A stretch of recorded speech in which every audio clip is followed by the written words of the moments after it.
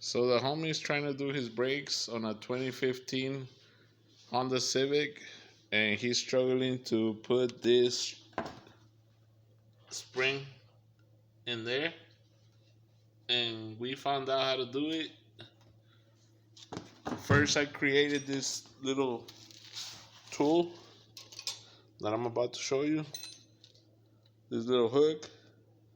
What I do is I pull this with all my strength, and then once I pull it, I insert this flat screwdriver, and I put the lug nuts in there.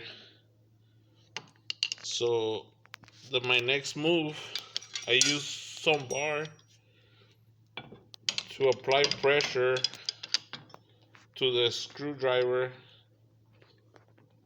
and then the spring will open more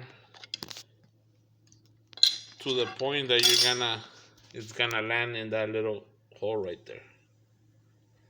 But this is what you need: that little hook, a flat screwdriver, and this type of bar, or any bar.